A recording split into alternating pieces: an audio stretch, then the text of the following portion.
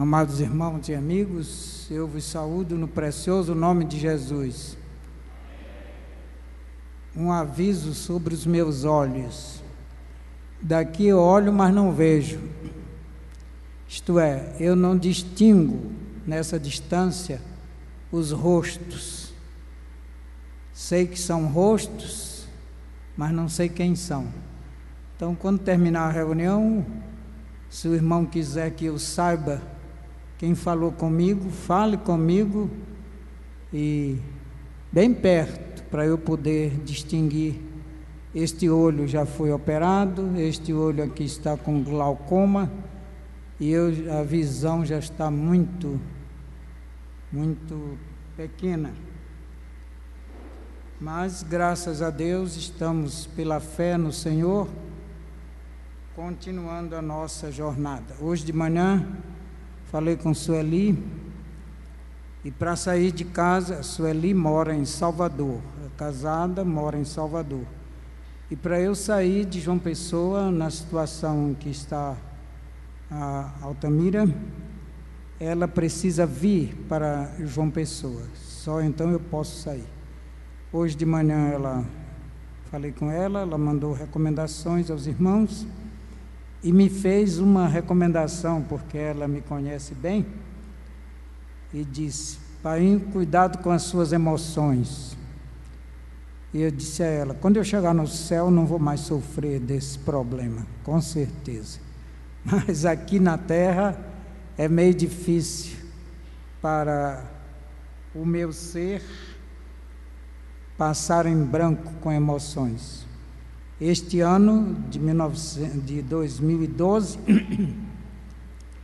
fez 50 anos, no mês de maio, que eu vim de Corrente para Teresina, no mês de maio de 1962, quando viemos tentar completar o templo, para nos mudarmos lá da outra rua, daquele outro prédio, para cá.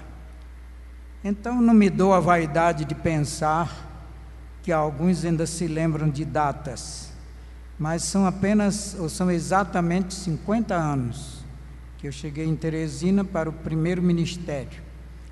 E também neste ano, faz 30 anos que deixamos Teresina, nas circunstâncias que os irmãos daquela época sabem, e que Deus nos fez superar pela sua graça, pela sua misericórdia e pelo seu amor.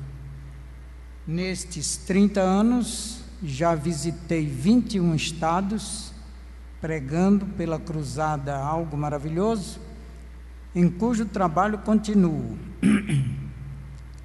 E ainda dou aulas à noite para futuros pastores, e dou aulas da APEC, como dei aqui, quando morei aqui, e continuo fazendo cruzadas com crianças, o que é um dos gloriosos trabalhos da minha vida.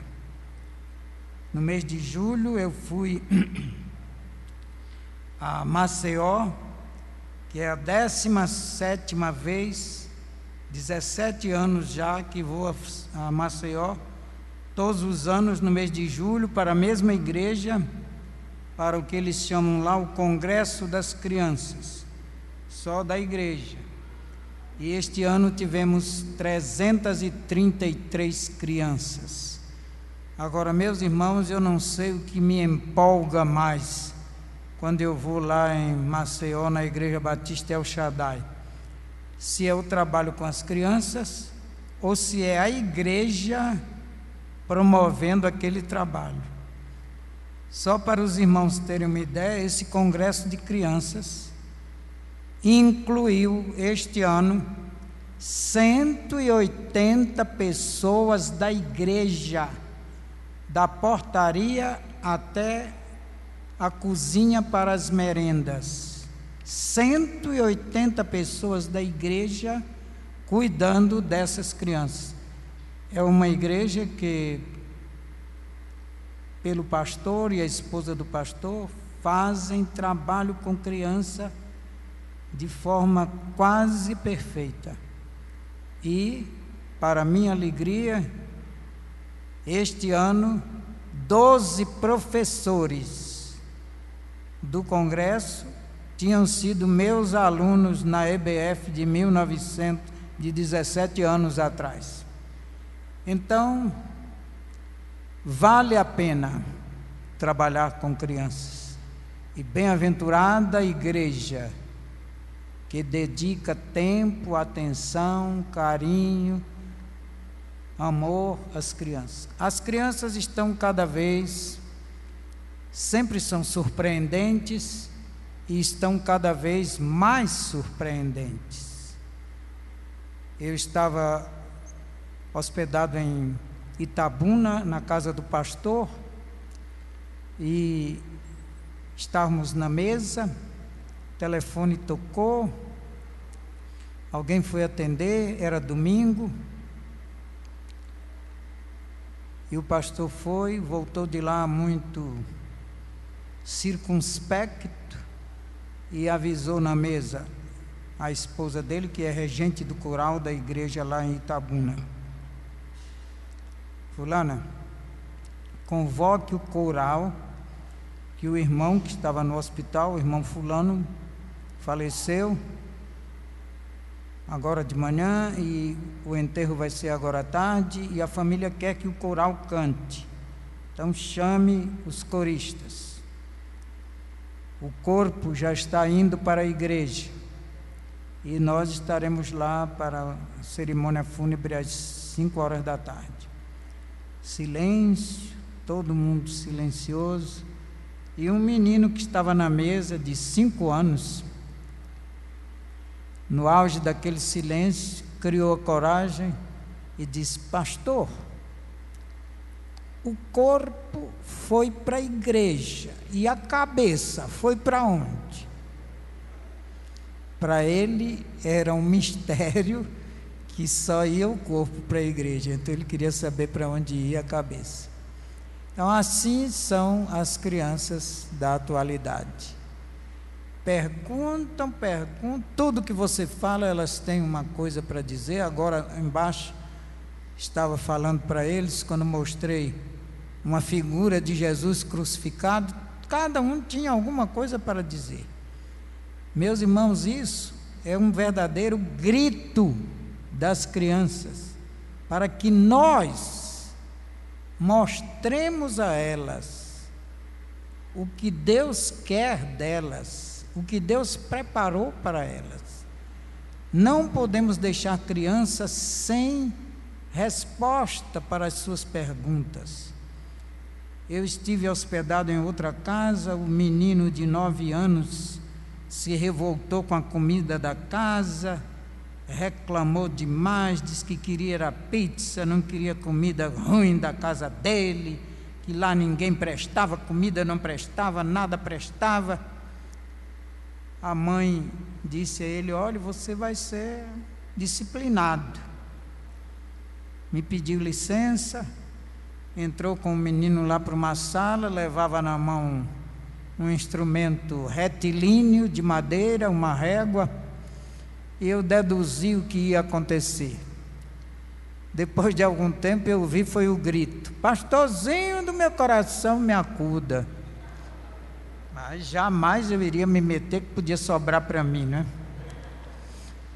Aí, depois calaram, finalmente voltaram de lá, e eu perguntei: irmã, como foi a conversa? Ela disse: pastor, o senhor não vai acreditar. Eu mostrei a ele que ele tinha sido agressivo, tinha ofendido o visitante, tinha ofendido o pai, a mãe, a cozinheira, e ele tinha que ser disciplinado. E ele disse que estava arrependido, que nunca mais ia fazer isso, tal e tal. Mas eu disse a ele que mesmo arrependido, ele teria que ser disciplinado. E quando ele viu que ia mesmo, a régua ia entrar em atividade, aí ele disse: mamãe, nós somos crentes, mamãe. tudo que o crente faz, antes de fazer tem que orar. Vamos orar antes da senhora me bater. Vamos orar. E ela disse: certo, meu filho, vamos orar, ajoelha.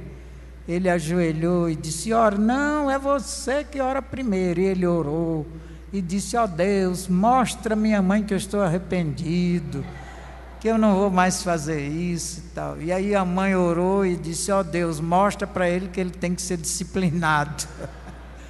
E meteu-lhe a régua na parte rechonchuda, que alguns chamam o grande glúteo. Mas ele saiu-se com essa: vamos orar primeiro. Assim eles são, eles e elas. Mais uma que eu gosto. Eu tenho uma verdadeira coleção dessas. Algumas coisas aconteceram comigo, outras aconteceram com outros. Diz que uma menina muito trelosa estava dando muito trabalho para a mãe zangou, botou ela na pia, sentada onde a mãe estava lavando louça. Fica aqui, menina, você é impossível.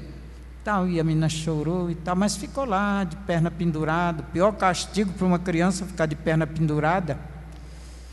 Aí daqui a pouco a menina disse: mamãe, tem uns cabelinhos brancos na sua cabeça. Por quê, mamãe?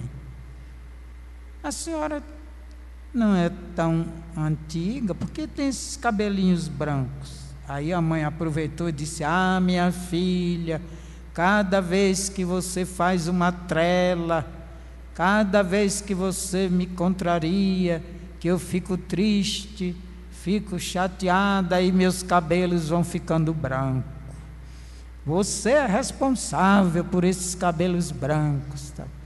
Aí a menina disse: ô mãe, por que a cabeça da vovó está toda branca? Bem, pense que você engana uma criança. Não engana. Assim as crianças merecem respostas, soluções e atenção. Bem, eu mandei dizer ao pastor que hoje de manhã, estando aqui na cidade, poderia falar às crianças e, se me fosse permitido, dar uma palavra aos pais sobre a responsabilidade com os seus filhos. E ele então me mandou dizer que eu estaria encarregado pela mensagem. Saiu no boletim, ele sempre me manda o boletim toda semana, e nós estamos aqui na intenção de dizer aos pais, relembrar, porque eu creio que os pais sabem. O problema não é que não saibam, o problema é que a prática está muito difícil e os pais e os mais velhos sempre se desculpam que o mundo é outro, a situação é outra, que é tudo muito diferente e é quase impossível manter um ensinamento religioso para as crianças no lar. Mas, meus irmãos, nunca foi mais difícil do que para Joquebede ficar grávida, e se fosse um menino, o menino já está condenado à morte antes de nascer. E esse menino nasceu, tinha que ser jogado no rio, e Joquebede fez uma cestinha de junco, betumoa, botou o menino, recebeu de volta e foi criá-lo. Só teve com ele 5 anos, no máximo, porque ela ficou encarregada de Moisés apenas até o tempo que a princesa determinou. E nesses 5 anos de escravidão, de horror, Joquebede transmitiu a Moisés a ideia de que ele nascera filho de uma escrava para ser o libertador de Israel. E nem toda a sabedoria do Egito conseguiu arrancar de Moisés a convicção de que ele seria o libertador de Israel. O tempo passou, Joquebede foi embora. Quando Moisés voltou aos 80 anos, ela não existia mais. Mas Miriam estava lá, que tinha acompanhado a luta de Joquebede. Miriam estava lá para ajudar Moisés e cantar a vitória do povo israelita saindo a pé enxuto pelo Mar Vermelho. Então Joquebede teve sobre si o encargo de ensinar a Moisés o que nem a sabedoria do Egito conseguiria tirar. E são as famílias, meus irmãos, que têm o encargo de transmitir aos filhos as grandes maravilhas de Deus, de tal forma que esses filhos transmitam para outra geração, que vai transmitir para outra geração tudo que Deus fez na história do seu povo. Antes de ler a Bíblia, eu vou contar algo que aconteceu com a nossa família no dia que Altamira ficou doente. Foi às 3h da tarde que ela se sentiu mal, chamamos ambulância. Às 5h ela já estava no hospital, medicada, mas sofreu o AVC lá no hospital e já foi para a UTI. Estávamos presentes, eu, Jadiel e uma irmã dela. Ficamos lá na UTI, ela foi logo entubada, como está até hoje. Mas antes da gente sair da UTI, porque não podíamos ficar lá, mais ou menos 6h da tarde, Jadiel disse: Painho, não podemos sair daqui sem orar. Vamos orar. Me deu a mão, deu a outra mão para a tia dele, e eu botei a mão na cabeça de Altamira, e orei. Quando terminamos a oração, Jadiel disse 2 coisas, e é isso que eu estou querendo mencionar. 2 coisas do tempo que ele era menino aqui nesta cidade, que nós fazíamos 2 cultos domésticos, de manhã para mim e para Altamira, porque eles iam para o colégio, e à tardezinha, 5h30, 6h, tem gente aqui que assistiu mais de uma vez, o que nós chamávamos o cultinho, em que eles estavam presentes.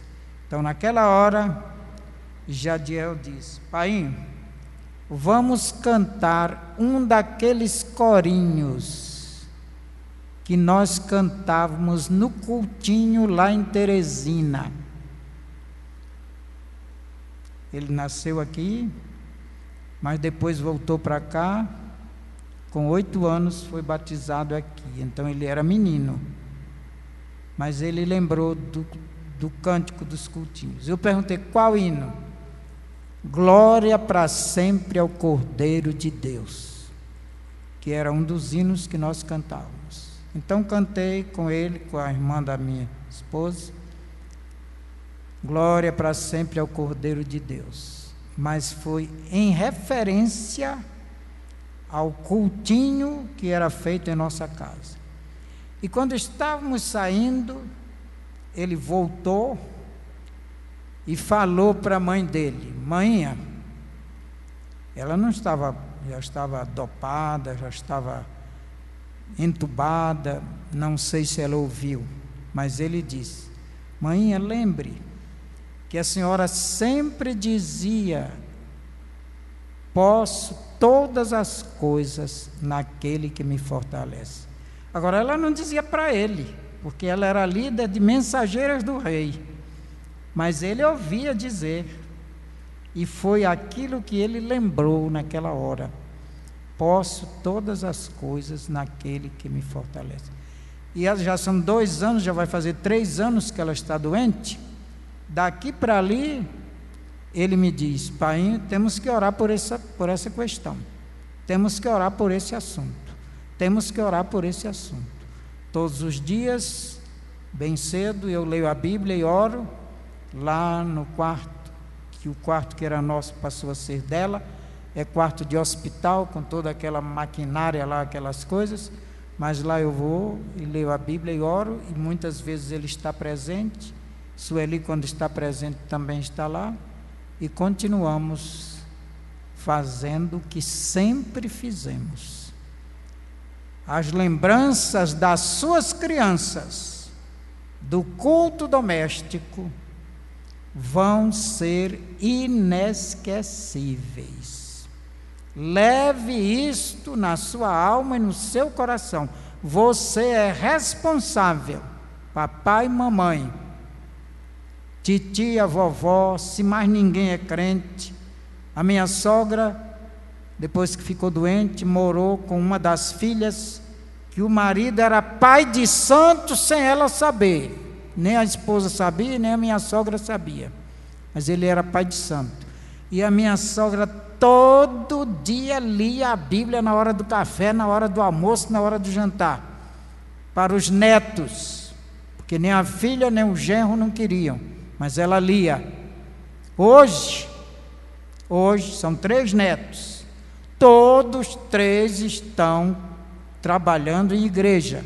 Uma foi para os Estados Unidos, lá casou com um pastor, e ela é o que é, e diz: foi a vovó que leu a Bíblia para nós.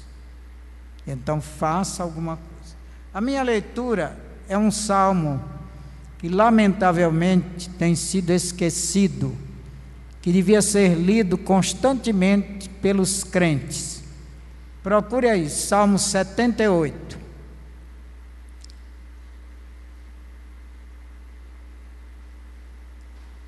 Salmo de número 78.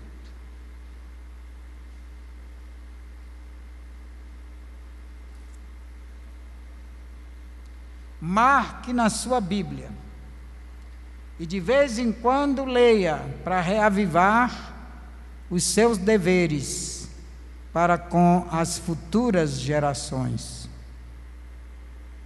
Os irmãos se lembram que alguns salmos trazem isso de geração em geração. Lembram disso? Pois aí está escrito, a partir do versículo de número 3. O que temos, o quê? Diga, o que temos o quê? Ouvido. Se ouviram, porque alguém contou. O que temos ouvido e aprendido, e nossos pais nos têm o quê?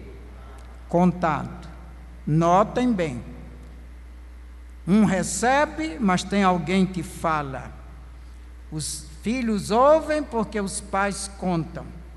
Verso 4. Não os encobriremos aos seus filhos. Contaremos a quem? As gerações vindouras, sobre os louvores do Senhor, seu poder e as suas o quê? Maravilhas que tem feito, porque ele estabeleceu um testemunho em Jacó e instituiu uma lei em Israel, ordenando aos nossos pais o quê? Que os transmitissem aos seus filhos. E o verso 6, para que a futura geração, o que fizesse? Os conhecesse, para que os filhos que nascessem, o que fizesse? Os levantassem e os... Pode ler, que está na Bíblia, não está errado não. A quem? Dá para entender a sequência? O que ouvimos, que os nossos pais nos contaram, que nós vamos contar para os filhos, para que esses filhos contem a geração vindoura, e eles contem a outra geração, e assim vai, de geração em geração. Não espere, meu irmão, que o exército brasileiro vá contar coisas espirituais para seus filhos. Não espere que o corpo de bombeiros vá fazer isso com as suas crianças. Não espere nem que as escolas públicas ou particulares assumam isso. Não espere. Você ouve o Criança Esperança desse mês de outubro há quantos anos? Pense aí um pouquinho. Está ouvindo aquela programação de Renato Aragão, etc, etc, etc. Há quantos anos você ouve? 5, 10, 15, 20? Ou nunca nem prestou atenção a isso? Mas todo ano há, não há? Desafio você a ficar em pé e me dizer: pastor, no ano tal, eu ouvi no programa Criança Esperança, eu ouvi a palavra Deus uma única vez. Quem aqui vai ficar em pé para dizer isso? Alguém aqui neste auditório ouviu alguma vez a palavra Deus no programa Criança Esperança? Quero que levante o braço bem alto, porque eu quero conhecer essa pessoa, porque eu acompanho todos os anos. É uma xaropada infeliz, satânica, mas eu acompanho procurando ouvir o nome de Deus, ao menos uma vez. Nunca ouvi. Se você já ouviu, me diga quando foi. Então, meus irmãos, como é que nós vamos esperar que o mundo lá fora ensine para os nossos filhos, netos, bisnetos, aderentes, parentes, quaisquer pessoas que estejam dentro da nossa casa, como é que nós vamos esperar que esse povo anuncie as obras do Senhor? Dá para esperar? Não dá. Você tem esperança que o mundo melhore? Onde? Como? Com a violência que está havendo. O profeta, o último dos profetas, Malaquias, disse que Deus ia mandar um profeta, um pregador, que iria converter o coração de quem? Não sabe? Não me mate de vergonha, pelo amor de Deus. No último dos profetas, Deus disse que ia mandar um profeta que ia converter o coração de quem? Dos pais aos filhos e dos filhos aos pais. 400 anos antes de Jesus nascer. E agora? Será que os pais já converteram-se aos seus filhos? Não.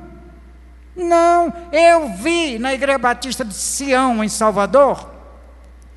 Eu estava lá como orador do Congresso da Família, em junho de 2 anos atrás. Fui lá chamado para esse trabalho. Falamos lá 4 noites, fizemos palestras durante o dia, e no domingo de manhã, a igreja, o templo da Igreja Batista de Sião, cabe 3.000 pessoas. É uma coisa fabulosa, enorme, aquele santuário cheio, o coral cantando aí, deslumbrando. Sempre foi monumental o coral da Igreja de Sião. E enquanto isso, 2 crianças brincando na frente, correndo, tirando corrida, vai para lá, vai para cá, corre para lá, corre, desliza, até que um irmão corajoso pegou as 2 crianças e levou para o lado. Eu, pelo menos, não era da igreja, não sabia quem era, mas a igreja sabia quem era. Depois que terminou tudo, eu perguntei àquele irmão: irmão, que eu falei com ele: irmão, quem eram aquelas duas crianças? Aí ele olhou assim para mim e disse: pastor, eu acho que eu nem posso lhe dizer. Por quê? Pastor, aqueles dois meninos são filhos da regente do coral, ministra de música da igreja que estava lá regendo o coral. E os filhos dela trançando para lá e para cá.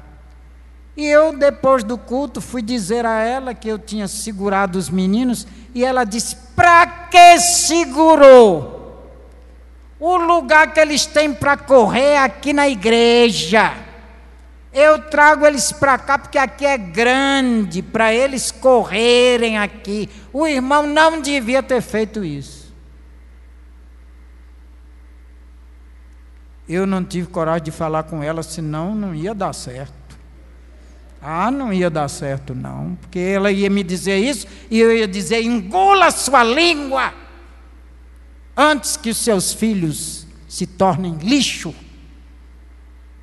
Antes que os seus filhos se tornem lixo. Porque se não cuidamos das crianças, as crianças se tornam lixo. Não há dúvida nenhuma. Ontem passamos o dia lá, num trabalho que o pastor Fernando está fazendo lá, que chama Projeto Talita. Tivemos 120 crianças de rua, crianças descalças. E eu disse a ele: Fernando, pastor Fernando, você tem o privilégio de tentar salvar essas crianças do mundo desgraçado em que elas foram jogadas. É um privilégio, meus irmãos, cuidar de crianças para que elas não sejam o lixo do mundo. Agora, a grande maioria das igrejas entrega para um grupinho. Bem-aventuradas as mulheres das igrejas que trabalham com as crianças. Porque em algumas igrejas, se não fosse algumas mulheres, as crianças não teriam nada. Vou contar mais um caso real. Quiser saber, vá lá e pergunte. Há 10 anos atrás eu fui para um congresso de crianças na primeira igreja batista de Aracaju. 430 crianças, 40 mulheres ajudando. Homem, só tinha o pastor lá sentado do lado, eu aqui na frente e um rapaz tocando violão. 400 crianças, 40 mulheres, 3 homens. Isso foi quarta, quinta, sexta, sábado. Santuário cheio, mais ou menos, talvez maior do que este, 400 e tantas crianças, um espetáculo. O encerramento era domingo de manhã. Igreja cheia. Antes de me darem a palavra, o pastor tirou a oferta, e tal. Aí um irmão levantou-se lá no auditório e disse: pastor, quero fazer um aviso. O pastor disse: pois não. Aí o irmão disse: irmãos, hoje à tarde nós vamos lá para a penitenciária, os homens da igreja. Eu quero saber quantos homens podem ir para a penitenciária, fiquem em pé. Aí eu abri as orelhas, os olhos e tudo mais que eu tinha para abrir, e fui contar as pessoas que estavam em pé. 30 homens ficaram em pé para ir para a penitenciária às 2 da tarde. Durante a semana toda, nenhum desses homens pisou na igreja para ajudar o trabalho com as crianças. Meus irmãos, isso eu não engulo em hipótese nenhuma, só se me matarem. Mas eu vivo, não engulo. Então, quando eu comecei a falar, eu disse: primeiro eu quero dar um raspa nos irmãos da igreja. Onde vocês estavam durante a semana, que não vieram ajudar com os seus filhos, embaixadores do rei, juniores, pré-adolescentes que estavam aqui, e não tinha onde vocês aqui? E vocês agora, hoje à tarde, vão 30 homens cuidar do lixo? Estão lá, é bom que se vá lá, mas antes de irem lá, eles deviam ter sido alcançados. E se as crianças da igreja não forem alcançadas pelos pais e pela igreja, elas vão se tornar lixo. Não tem dúvida nenhuma. O que nós ouvimos, que os nossos pais nos contaram, para que nós contássemos aos nossos filhos, para que eles contassem a outra geração as maravilhas do Senhor. Meu irmão, se você tem uma criança, cuide da sua criança, cuide espiritualmente. Dona Mazonila Munguba, mãe do Dr. Silas Munguba, que alguns aqui conheceram, mãe do Dr. Aristóbulo Munguba, diácono, mãe do pastor Samuel Munguba, pastor em Fortaleza, mãe do pastor Tomás de Aguiar Munguba, em João Pessoa.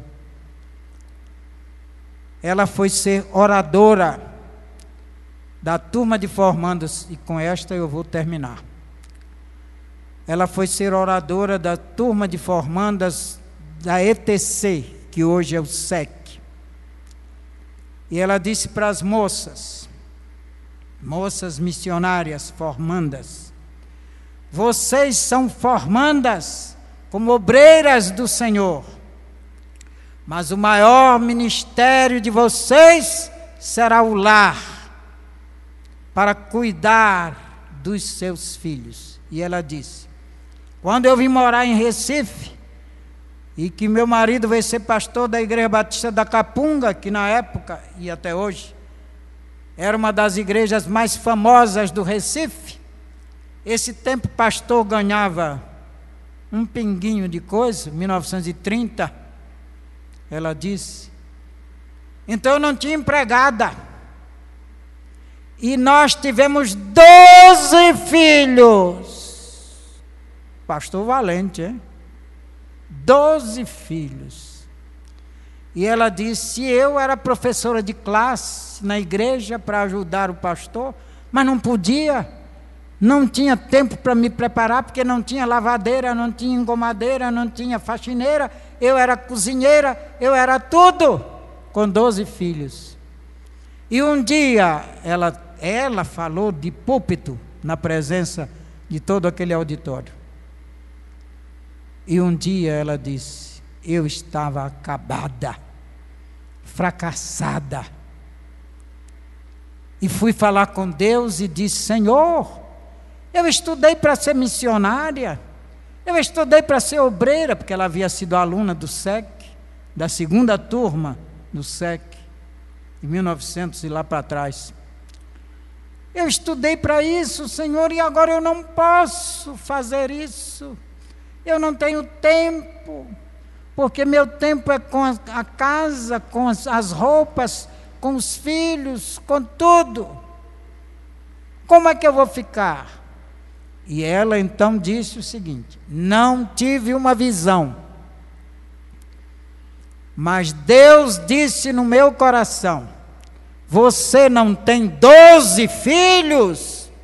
Cuide dos seus filhos. Faça os seus filhos me servirem, me amarem, serem meus servos, e esse vai ser o seu mais glorioso ministério. E ela assumiu. E dos filhos dela, nenhum se perdeu. 2 morreram, ficaram 10. Alguns aqui conheceram o doutor Aristóbulo Munguba como diácono de Corrente, depois em Fortaleza. Doutor Silas, médico, operador, crente, o maior operador que Fortaleza já teve, cuidou de drogados até a morte. Pastor Samuel Munguba, pastor. Pastor Tomás Munguba, pastor. 2 filhos diáconos, 2 filhos pastores, as moças todas obreiras consagradas. E Dona Mazonila então disse naquele dia: cumprir o meu ministério, fazendo meus filhos amarem e servirem a Deus. As famílias que estão aqui são responsáveis pelas suas crianças, pelos seus descendentes, pelos seus familiares. Em 1914, o meu avô Luiz Antônio Brito e minha avó Mariana Alzíria Nunes Brito se converteram lá em São Bento do Maranhão, numa cidade pequena que Eurico Alfredo Nelson foi lá pregar. Chegou na cidade, não tinha pensão, não tinha hotel. Ele disse ao carregador, perguntou: para onde eu levo sua mala? Ele disse: não tem hotel, não tem pensão, me leve para a cadeia. E o homem disse: não tem preso, está fechada. Me leve para a prefeitura. E ele disse: está fechada porque hoje é domingo. Não tinha para onde ele ir.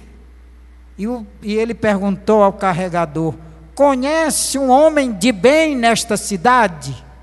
E o carregador disse: conheço. Diz: então me leve para lá. E ele levou o missionário para a casa do meu avô e da minha avó, que eles tinham uma padaria lá na Rua da Saudade. Não é à toa que esse nome é esse, Rua da Saudade. Já fui lá muitas vezes. Cada vez que eu vou lá nessa cidade, eu vou lá, naquela rua. Chegou lá aquele homem zarrão enorme, e o carregador era tão pequenininho que o apelido dele era Periquito.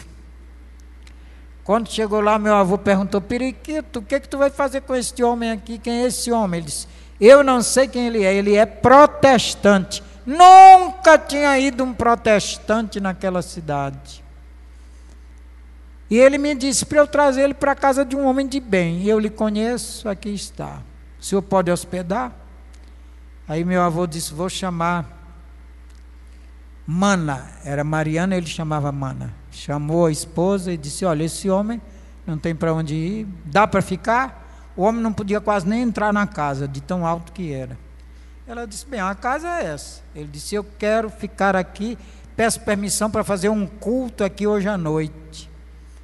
E meu avô permitiu, e ele pediu ao carregador que espalhasse na cidade que ia haver um culto de protestante na casa do seu Luiz.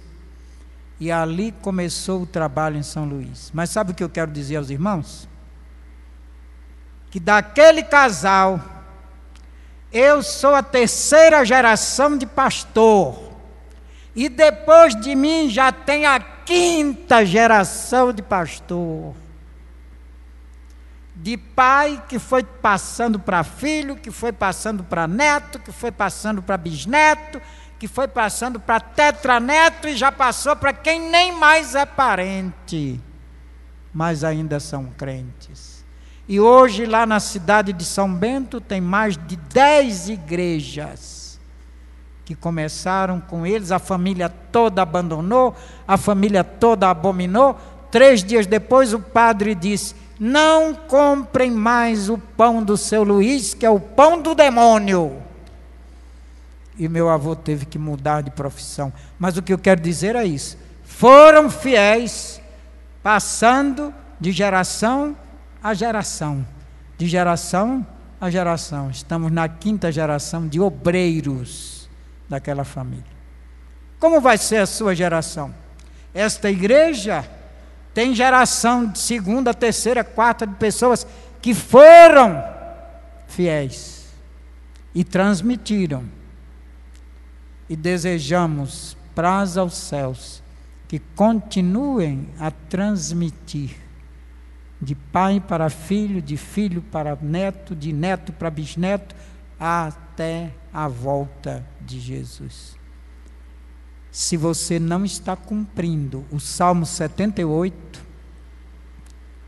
se você pode escrever seu nome aí do lado do Salmo 78, eu, José Brito Barros,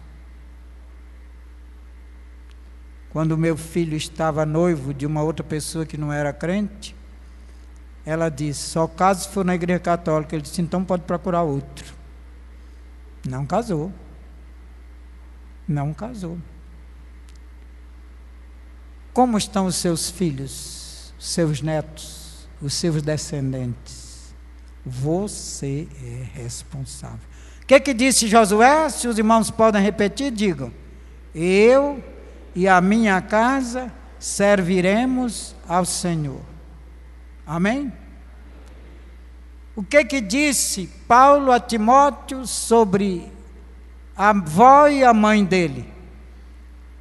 A fé que há em ti, primeiramente habitou em tua avó Lóide e em tua mãe Eunice, a qual eu sei que habita em ti. Eunice tinha um marido grego, que devia zombar, que devia anarquizar com ela. Você quer transformar esse menino num maricas, ensinando para ele essas bobagens? Porque ele era grego, filósofo, existencialista.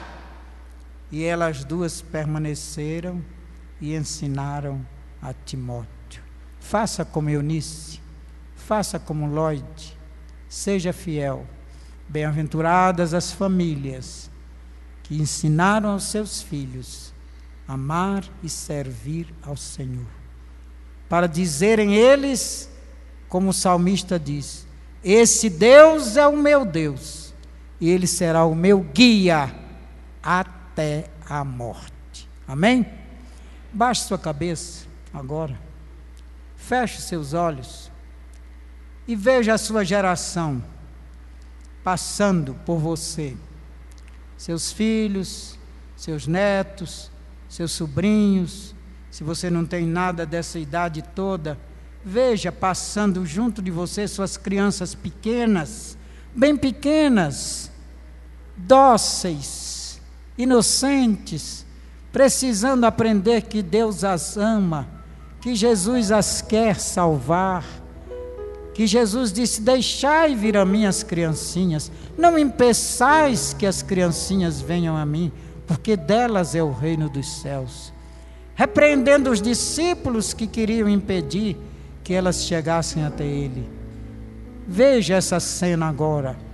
Como estão seus filhos, seus netos? Se não estão, como vão ficar? Se ainda são tão pequenos. Se você é jovem, quem é a mãe dos seus filhos? Quem é o pai dos seus filhos? Pense em tudo isso, porque Deus quer que todos possamos dizer como Josué: eu e a minha casa serviremos ao Senhor. Isso é uma questão entre você e Deus. Não entra igreja, não entra pastor, não entra professor de classe, é entre você e Deus. Deus está falando ao seu coração agora. O Espírito está falando ao seu coração agora, para que você assuma os seus filhos. Um dos maiores desastres dos dias atuais é a terceirização espiritual dos filhos. Tudo dos pais para com os filhos é terceirizado.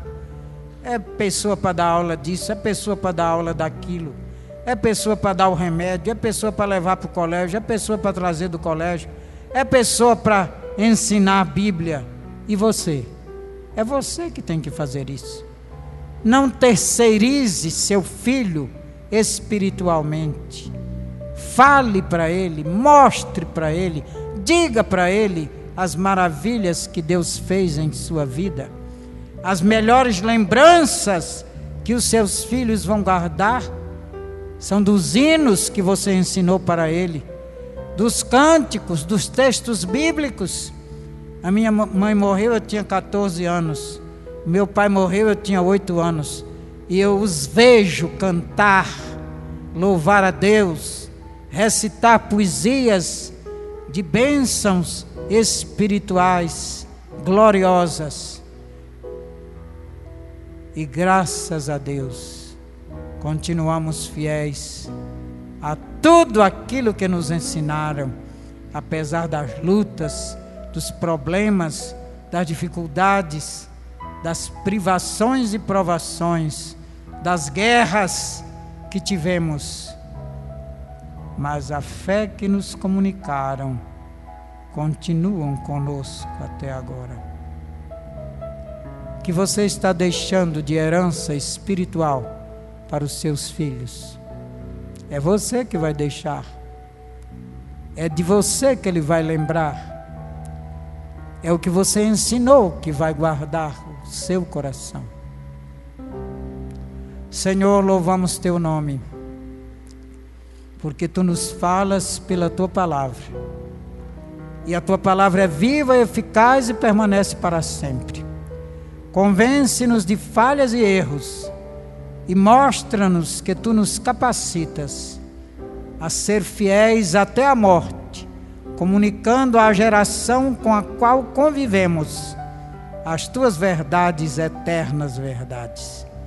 Louvamos o teu nome por aqueles do passado desta igreja, que transmitiram aos filhos e já transmitiram aos netos, que já transmitiram aos bisnetos e que continuam a retransmitir a tua mensagem de que Jesus é o único Salvador e que Ele é o segredo da vitória de todos que nele creem. Pedimos, rogamos, agradecemos no precioso nome de Jesus. Amém.